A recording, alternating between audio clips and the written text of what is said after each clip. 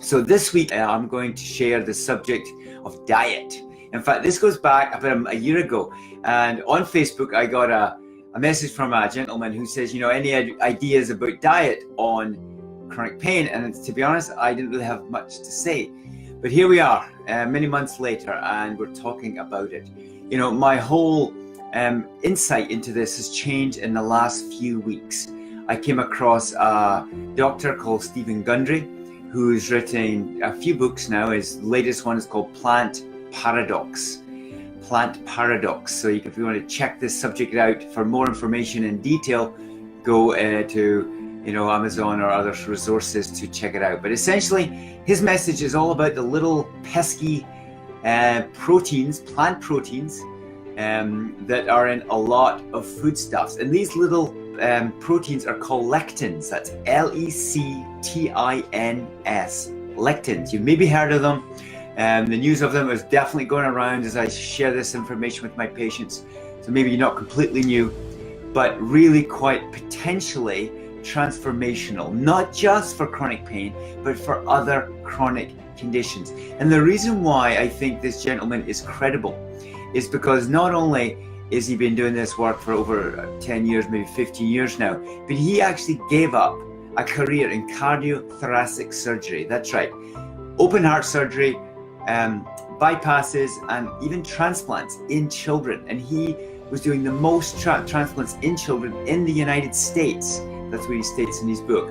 So, an amazing guy, and got lots of things behind him, like patent, devices to improve the surgical world as well. But then what he found was that when he came across this plant diet, that his patients with coronary artery disease were getting cured. That's right, cured of coronary artery disease because of a diet. Like, go figure, how is that even possible? But anyway, he's gone on, and 10 years or so have passed, and he's helping not only patients with coronary artery disease, but with chronic pain, and with diabetes, and with obesity, and with autoimmune diseases. Completely amazing. So, when I come across credible physicians and doctors in this world who are making a massive impact and have got 10,000 plus people under their belt with successes, I pay attention, and I investigate, I read, and I just dive into it. So, in true Wayne fashion, I've implemented it myself into my diet, and I will keep you updated with that in the future. But interestingly enough, these little lectins, proteins, was the cause of my chronic knee pain. About, maybe 5 years ago now, I was struggling with knee pain. It prevented me running. And at that time, I was taking an over-the-counter supplement called eggshell membrane. I forget the active ingredient, but eggshell membrane. That if you boil an egg and you take off the shell, there's that white film around the egg. Well, that has got the similar ingredients to the contents of your cartilage. And I was taking that, and that helped me a lot. It actually got me from not running to running again. So that was a breakthrough. But the real breakthrough came when I quit nuts. And it's funny, I'll share this story. I was with a patient one day, she says, Dr. Wayne, you should give up your nuts, because we were talking about nuts and I eat them for a snack. And I says, like, why? And she says, well, when I quit nuts, my left knee pain went away. I went, okay, whatever. And I moved on with the day. And anyway, 6 months later, she comes back and she says, have you quit the nuts yet? Obviously not, because I'm rubbing my knee in the office. And she says, you should really give that nuts a miss, And I thought, okay, whatever. So I give it up, and sure enough, within a week, my knee pain was gone. I was running without knee pain, and the knee pain in the middle of the night in bed was gone. And I thought, wow, what was that all about? I didn't really understand at the time. And then about a week later, I went on to, I had a pecan salad, nice salad, big green salad with pecans. And lo and behold, my knee pain came out that night, and I thought, there's something about this nut thing. And it wasn't like I was going nuts or she was nuts. Actually, the nuts were the problem. But now I know why. These little lectins are a plant protein that goes inside the intestine. It goes through the intestinal wall. That's right, through the intestinal wall, causes a small leak, and then goes into the joints or other areas. So that was the theory that Dr. Gundry talks about in his book. And sure enough, when I quit that one foodstuff or one food group of or protein group of nuts, lo and behold, that helped me. So what does this book say? Well, I'm just going to cover a few different foods right now, and we're just going to go through the three basics. You got proteins, you got carbs, and you got fats. So let's just go through them all and see where the little lectins are hiding, because they literally are hiding, and unless you've researched this, you will have no idea what you're eating regarding this protein. So let's talk about protein. Well, first, nuts. I've mentioned nuts. The ones to watch for are cashews and peanuts. So if you like your peanut butter, like we do here in Canada, no. So that would be my advice on peanut butter. Let's talk about beans and legumes. You know, vegetarians and vegans out there eating those plants. Again, these contain these lectins. So one way around this is quite simple. You can still eat them, but you pressure cook them. So check out the instructions there and just pressure cook as you see fit. The next thing is animals. Now, what is it about protein in animals? Well, it's not really the meat of the protein itself, but it's what the animal eats. And if you go and research what animals eat, like you got pork, you've got say beef, you've got chicken, most of them are eating grains, and grains contains the lectin. So, you know, farm or grass-fed red meat animals is the preferred to go to. It's tricky to get, pretty expensive. But Dr. Gundry talks about a lot less protein than we need.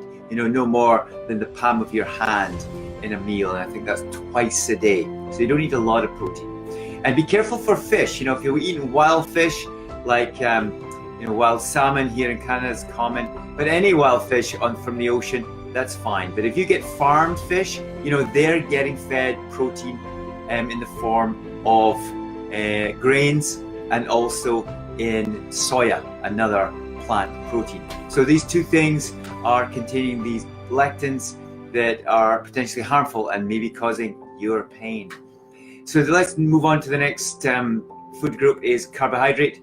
So as I mentioned in the foods there, grains, whole grains. Yes, whole grains, that, you know, the husk on rice, or that healthy muesli, or, you know, porridge. You know, I put my hand up, I like my porridge. I've eaten it for over a decade now, almost every day. Well, that stuff can really be a source of chronic pain. So it's an interesting subject, you know, very controversial, I'll say, but, you know, maybe you should try staying away from that. So one little tip on that, because I know it's a bit of a struggle. Well, what am I going to eat for carbs? Well, yams are good, or sweet potato. Basmati rice, you know, from India, he suggests is ideal. And that would be the kind of go-to simple solutions around that. Potatoes, I'm up in the air about potatoes. If you are going to have them, make sure you peel them. So the potatoes is a specific nightshade vegetable, which have got big leaves, and there's a few other of those that contain these lectins. So that's a carbohydrate. Let's move on. Let's talk about these nightshades. Nightshades, tomatoes, common, and peppers, very common. Eggplant, less common. But if you're eating those foods, you can pressure cook them and just make sure they're well cooked. And I think the issue here is that the protein gets broken down, and it's the specific protein in the seeds and the skins. So that's why taking the skin off a potato is very helpful, because they're in the nightshade group as well.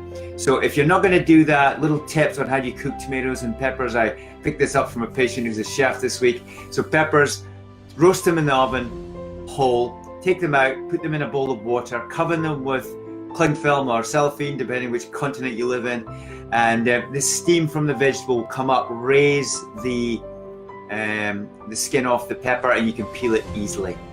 And the tomatoes, I just take a little bit of water in a frying pan, and just for about 1 minute you can, steam your tomato, steam your tomato, and